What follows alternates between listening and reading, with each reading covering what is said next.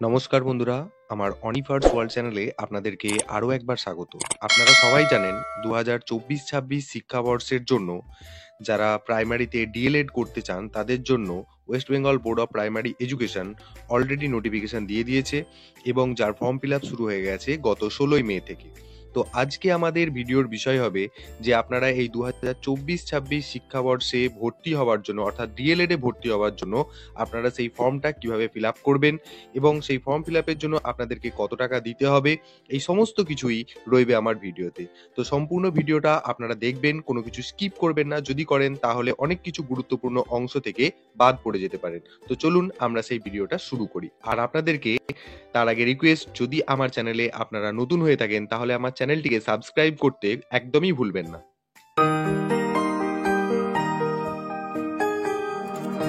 এই form fill up করতে গেলে সবার প্রথমে আপনারা আপনাদের মোবাইল থেকে যে কোনো একটি ওয়েব ব্রাউজার ওপেন করে নিন।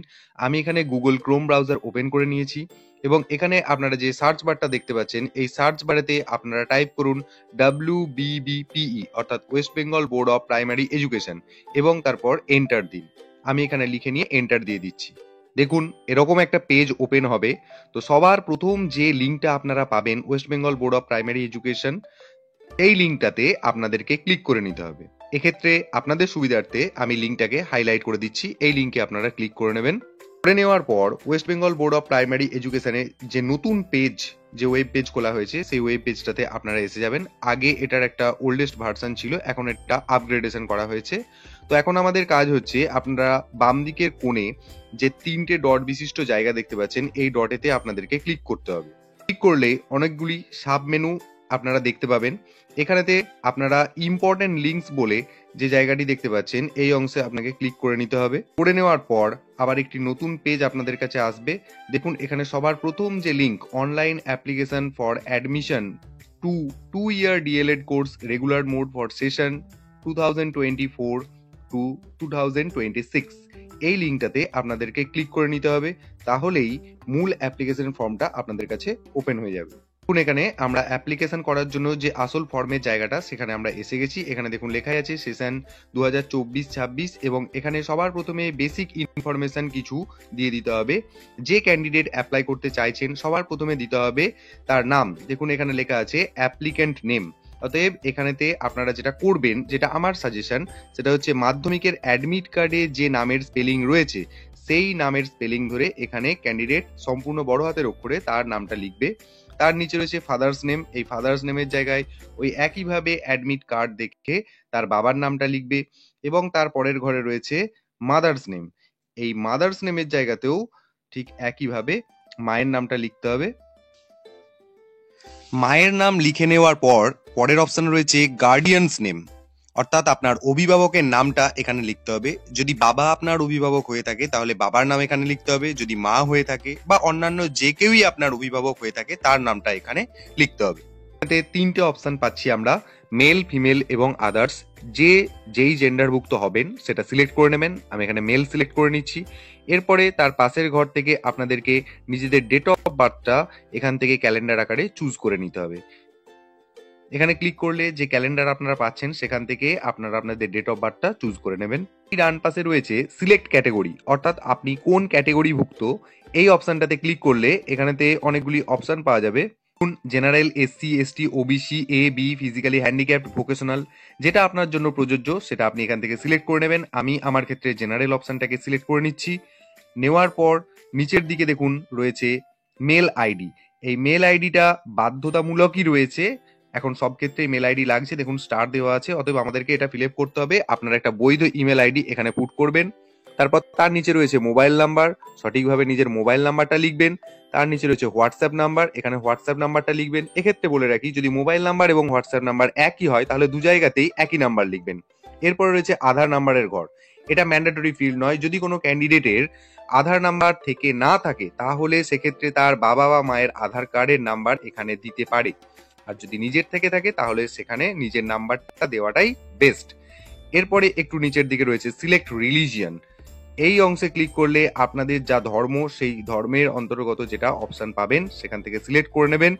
সিলেক্ট করি, এখানে দেখুন হিন্দুইজম, ইসলাম, ক্রিশ্চিয়ানিটি, শিখিজম, জৈনিজম, বুদ্ধিজম, যা আপনার জন্য প্রযোজ্য সেটা সিলেক্ট করে নেবেন। আমি এখানে হিন্দুইজম সিলেক্ট করে নিচ্ছি। এরপরে রয়েছে সিলেক্ট অ্যাপ্লিক্যান্ট টাইপ, অর্থাৎ আপনি কি হিসাবে এখানে ডিএলএড করতে চাইছেন সেটার জন্য 3টে অপশন এখানে দেওয়া আছে। এক্স সার্ভিসম্যান, অর্থাৎ যারা আগে অন্য কোনো চাকরি করতেন বর্তমানে ডিএলএড করতে চাইছেন তাদের জন্য। ইন সার্ভিস, অর্থাৎ যারা প্রাইমারি শিক্ষকতা করছেন তাদের ট্রেনিং কমপ্লিট হয়নি, এই ধরনের যদি কেউ থেকে থাকে তাহলে।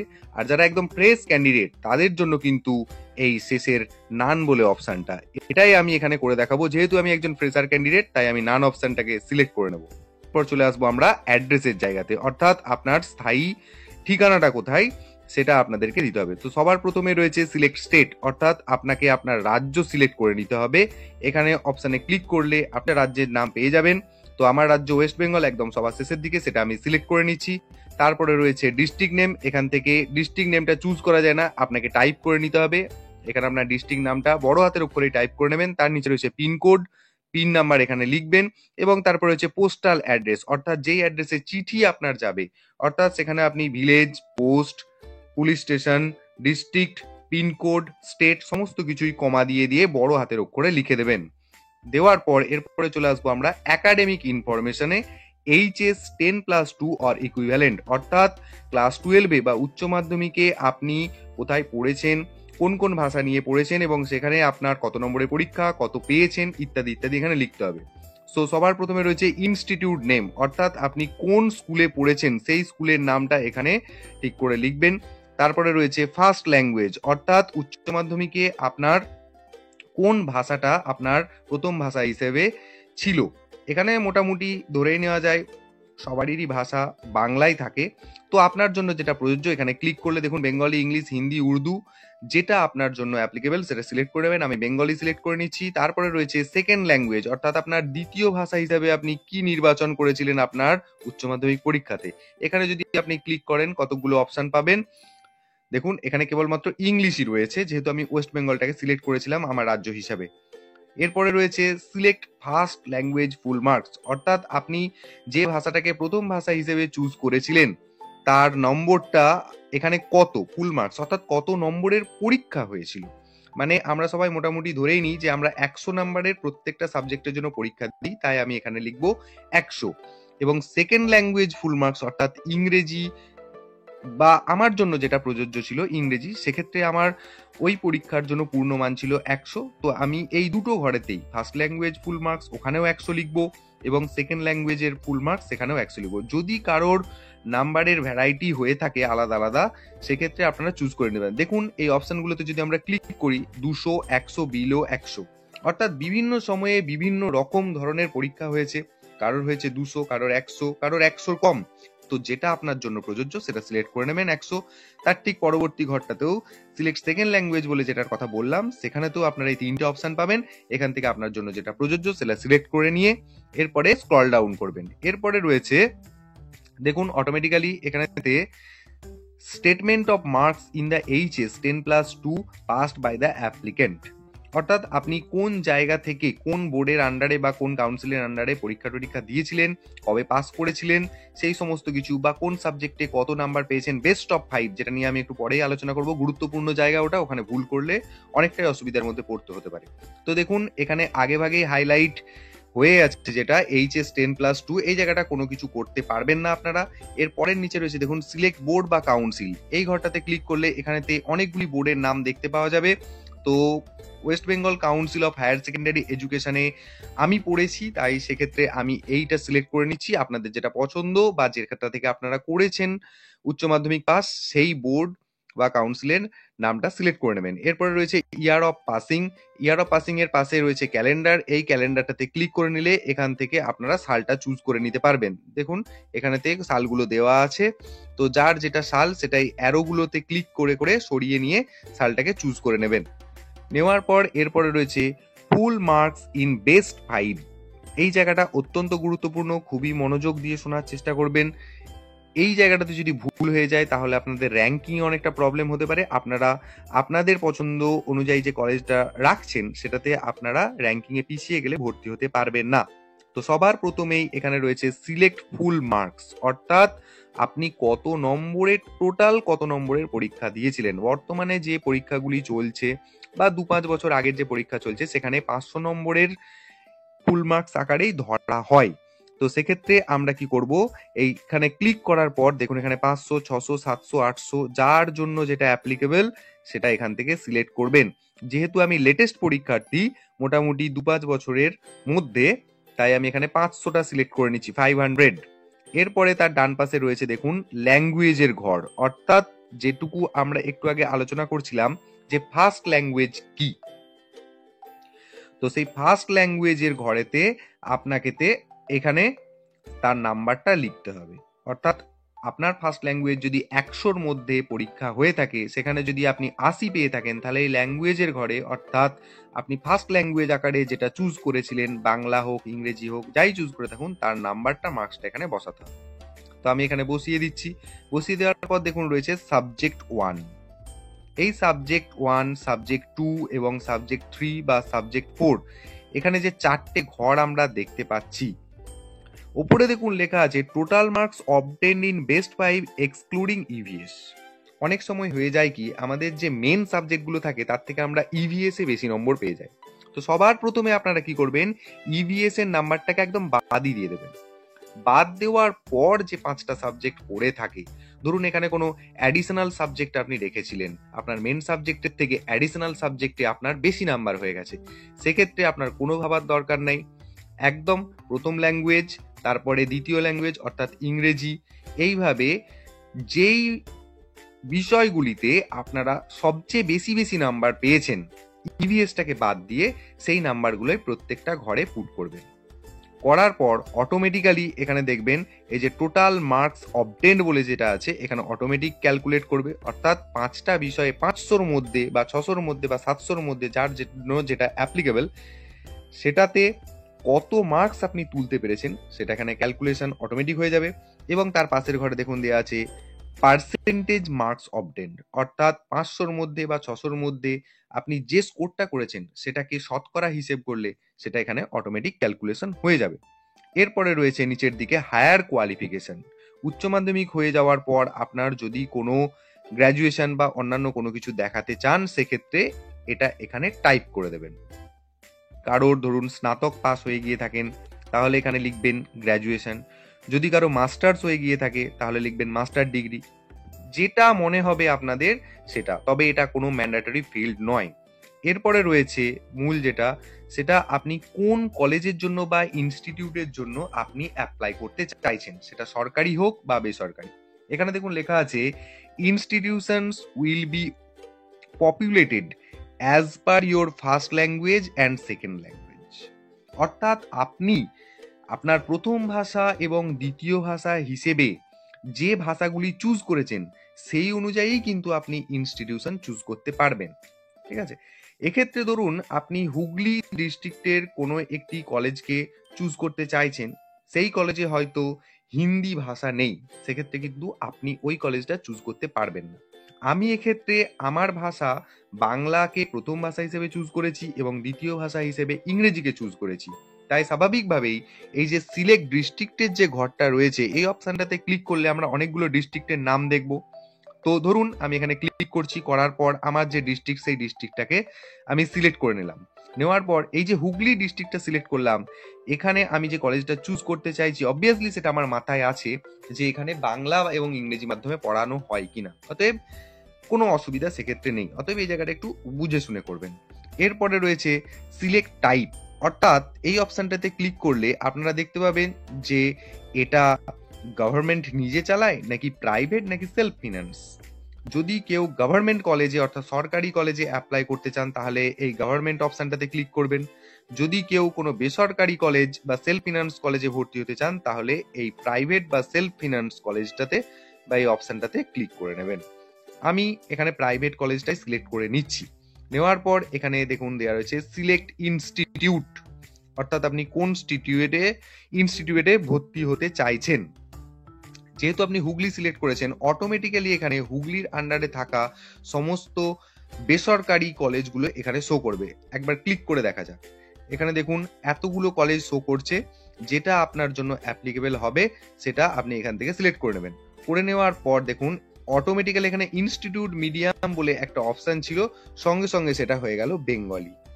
অতএব আপনার ভাবনা চিন্তার কোনো কারণ নেই, যে কলেজে আপনি সিলেক্ট করুন না কেন সেই কলেজে কোন মাধ্যমে পড়ানো হয় সেটা আপনারা এখান থেকে দেখে নিতে পারবেন।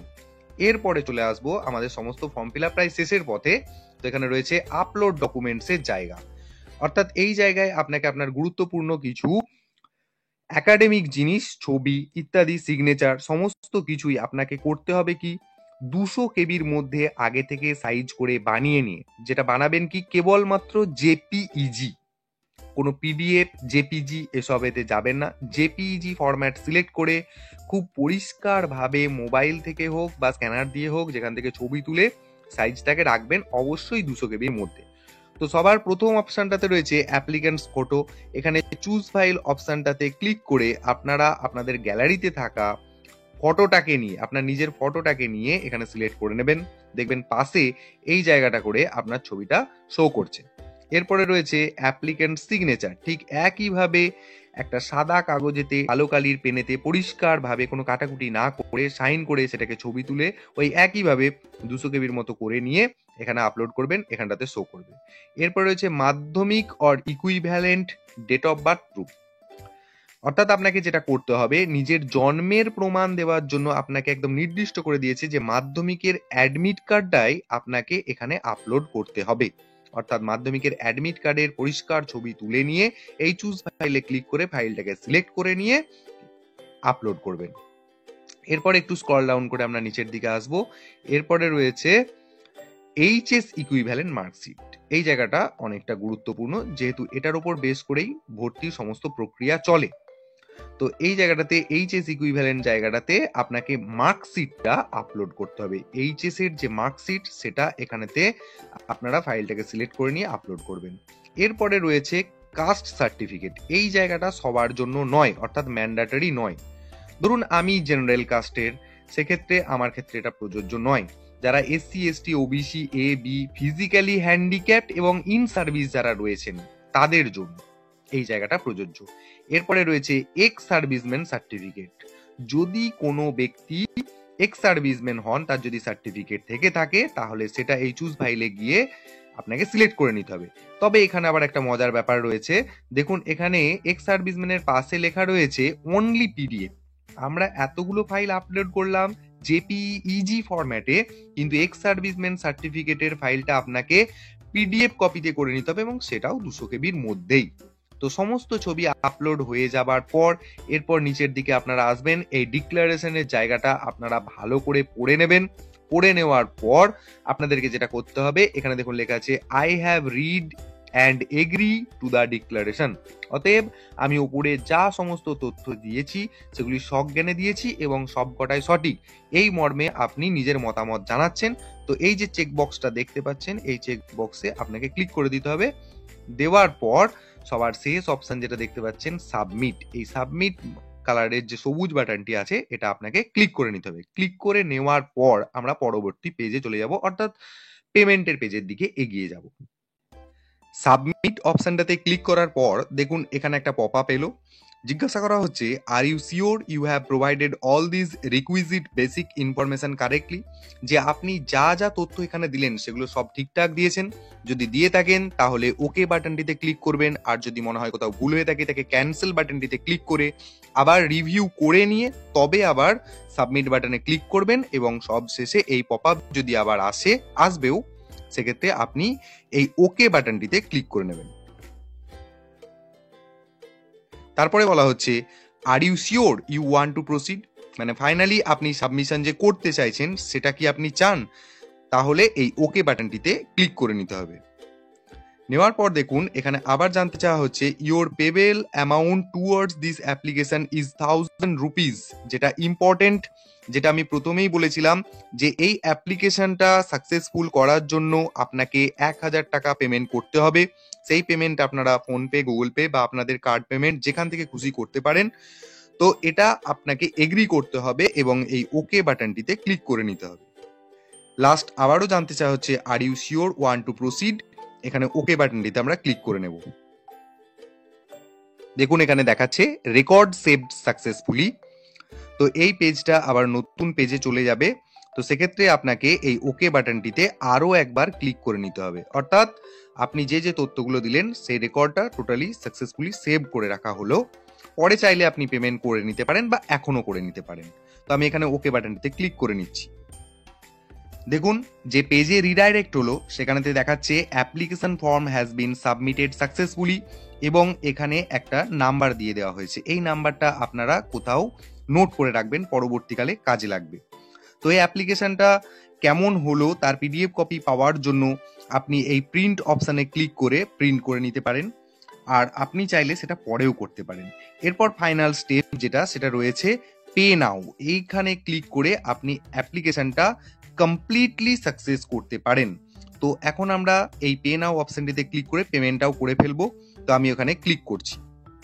দেখুন এখানে 1000 টাকা পে করতে হবে, তার জন্য একটা পপ আপ এসছে। এখানে আপনারা net banking, debit card, credit card, QR code, wallet যেখান থেকে খুশি পে করতে পারেন। পেমেন্টের প্রসেস অবশ্যই আপনাদের জানা আছে, তো আপনারা পেমেন্টটা করে নিন। আমিও পেমেন্টটা করে নিচ্ছি। এখানে দেখুন পেমেন্ট হয়ে যাওয়ার পর আবার পেজটা রিডাইরেক্ট হলো এবং আমরা West Bengal board of primary এডুকেশনের হোম পেজটাতে ফিরে এলাম। সেক্ষেত্রে অ্যাপ্লিকেশন স্ট্যাটাস দেখাচ্ছে, দেখুন ট্রানজাকশন কমপ্লিটেড সাকসেসফুলি, অর্থাৎ 1000 টাকা আপনি সাকসেসফুলি সাবমিট করতে পেরেছেন। ফর অ্যাপ্লিকেশন আইডি নাম্বারটা দেওয়া আছে এবং কোন ব্যাংকের ডিটেলস, ট্রানজাকশন আইডি, কত তারিখে হয়েছে, ট্রানজাকশন অ্যামাউন্ট এবং সবচেয়ে বড় কথা পেমেন্টটা দেখুন এখানে সাকসেস শো করছে, অর্থাৎ সাকসেসফুলি আপনার অ্যাপ্লিকেশনটা সাবমিট হলো।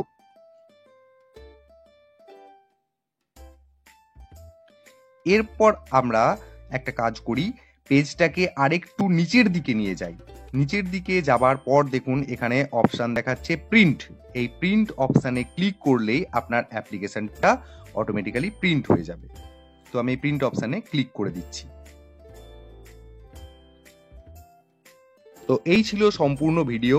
আশা করি আপনারা ভিডিওটা সম্পূর্ণ দেখেছেন এবং আপনাদের ফর্ম ফিল আপ করতে কোনো রকম কোনো অসুবিধা হবে না। যদি এরপরও কোনো অসুবিধা হয় তাহলে আমাকে সেটা কমেন্ট বক্সে লিখতে ভুলবেন না। নমস্কার, ভালো থাকবেন এবং আমার চ্যানেলটিকে সাবস্ক্রাইব করতে ভুলবেন না।